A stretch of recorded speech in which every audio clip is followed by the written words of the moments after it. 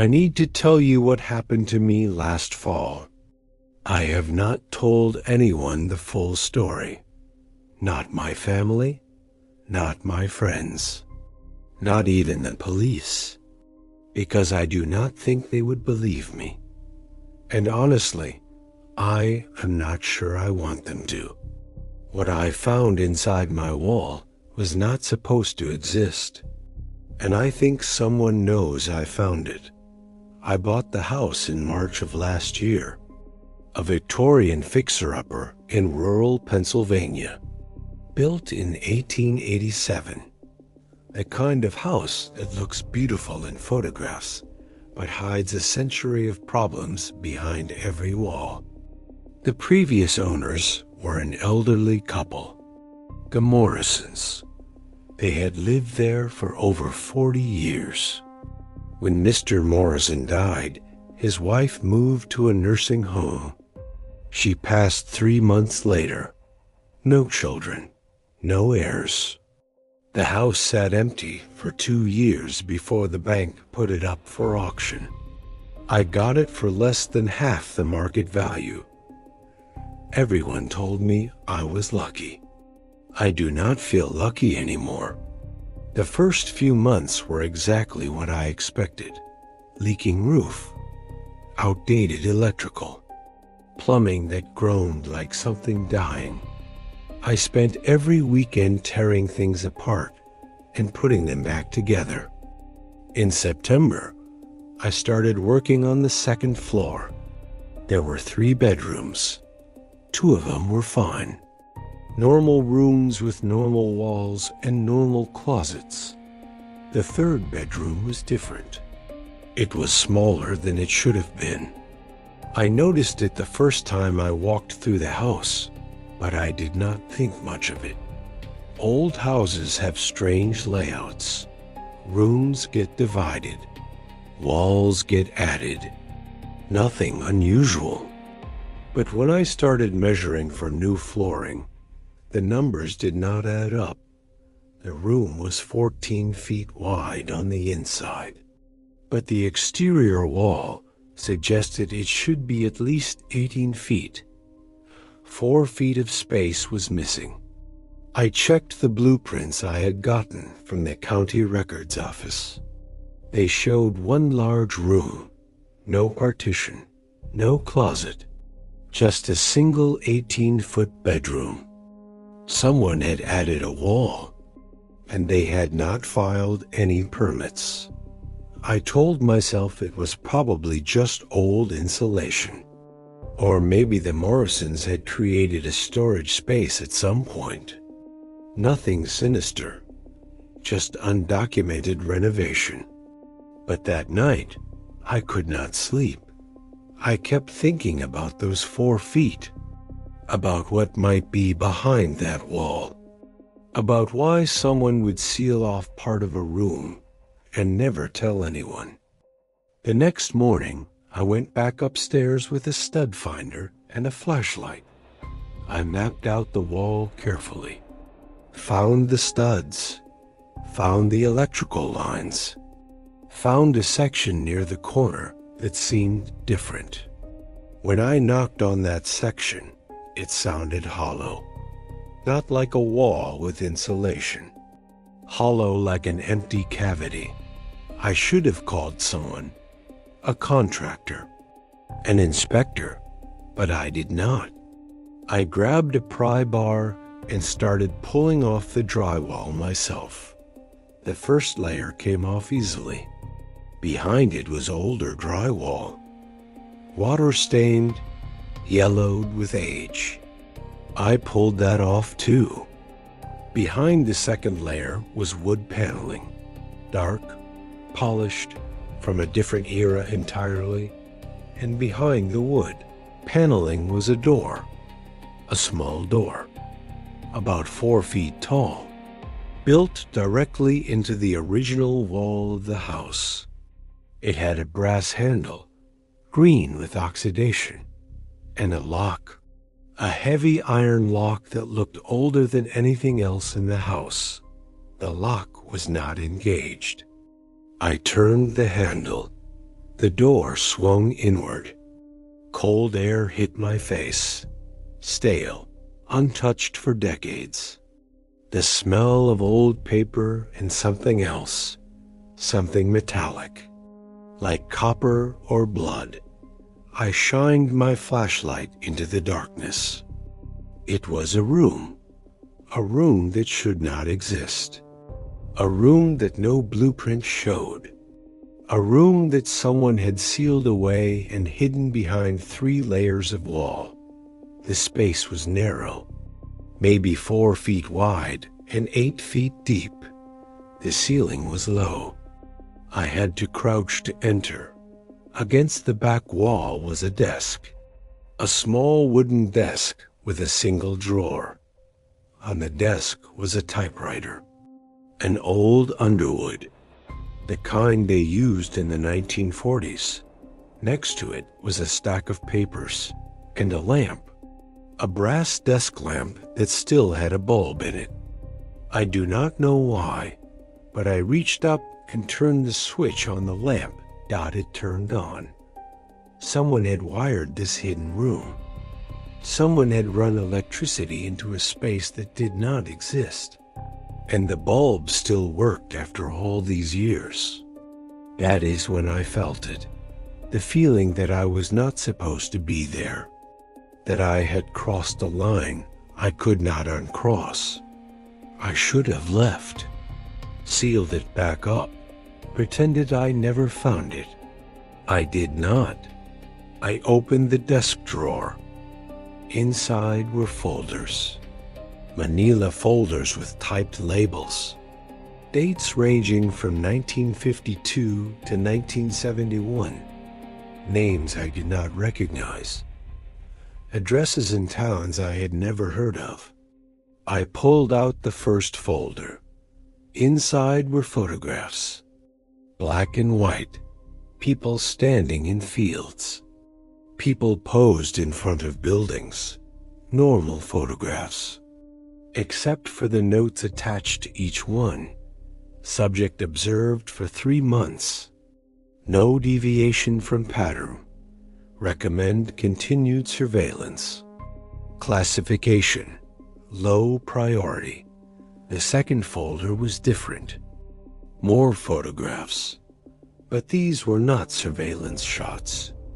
They were medical photographs, clinical, close-ups of injuries, bodies on examination tables, charts with measurements and annotations I could not understand.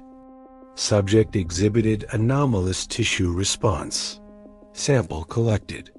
Sent to Facility 7. Subject status.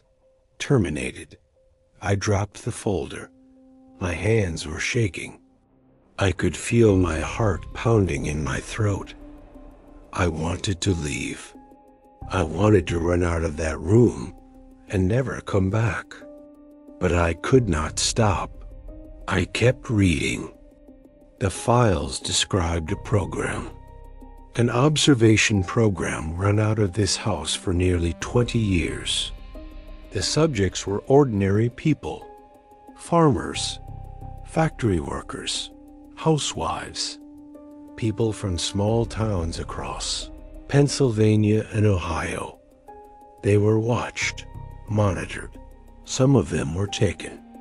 The files did not say where they were taken, only that they were transferred to something called the Annex.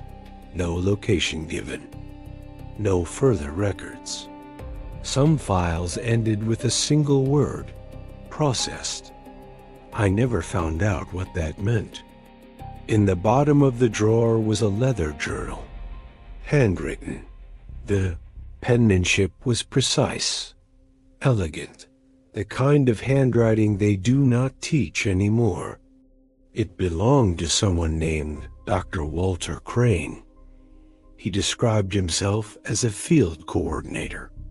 His job was to identify subjects who exhibited certain characteristics, to document them.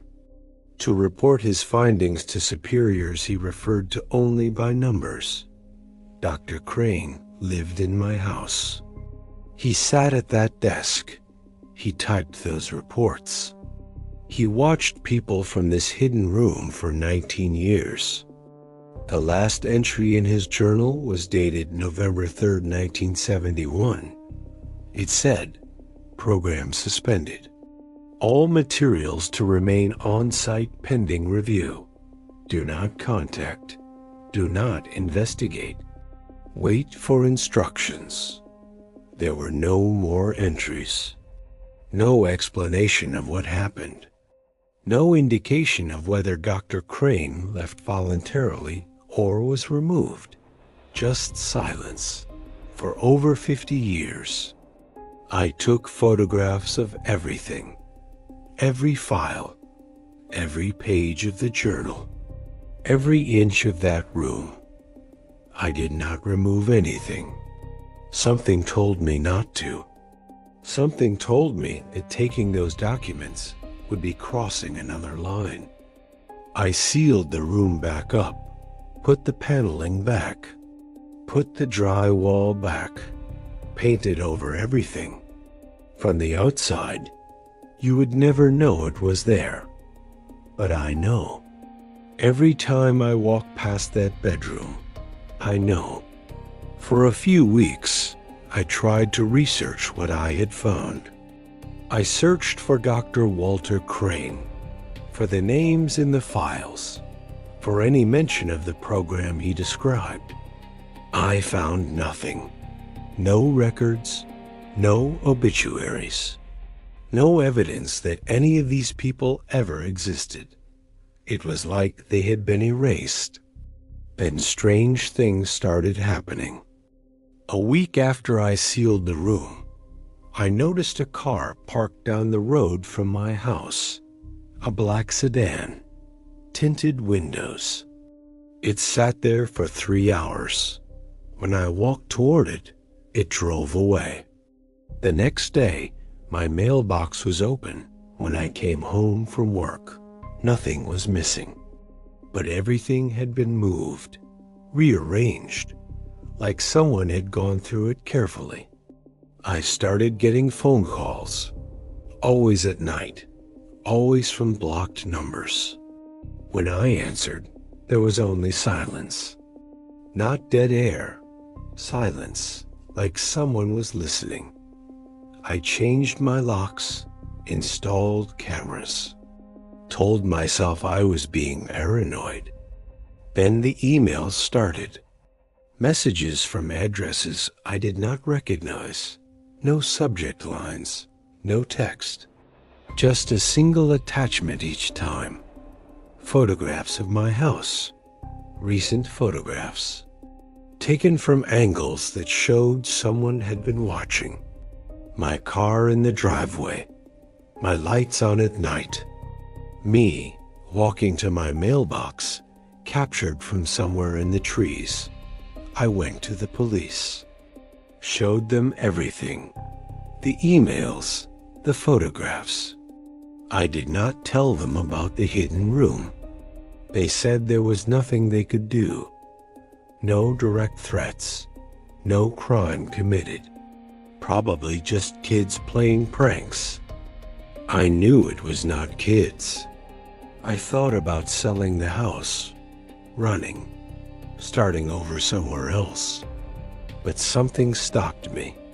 The last file I had photographed, the one at the very bottom of the drawer. I had not looked at it closely at first, but when I reviewed my photographs weeks later, I saw something that made my blood freeze. It was a surveillance file. Like all the others, photographs, notes, observations. But the address on the file was my address. Not for this house, for my previous apartment. The one I had lived in before I moved here. And the subject of the file was me. Photographs of me from years ago. Walking to work, buying groceries. Living my ordinary life. Notes documenting my habits, my schedule, my relationships. The file was dated 2019. 3 years before I bought this house. 3 years before I knew this place existed. Someone had been watching me. Long before I found that room. And somehow, I ended up buying the exact house where they kept the files. I do not believe in coincidences anymore. I still live here.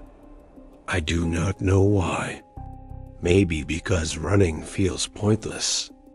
Maybe because I need to understand what this means. Maybe because some part of me knows that wherever I go, they will find me. The hidden room is still sealed. The files are still inside. I have not opened it again. But some nights, I hear sounds from behind that wall.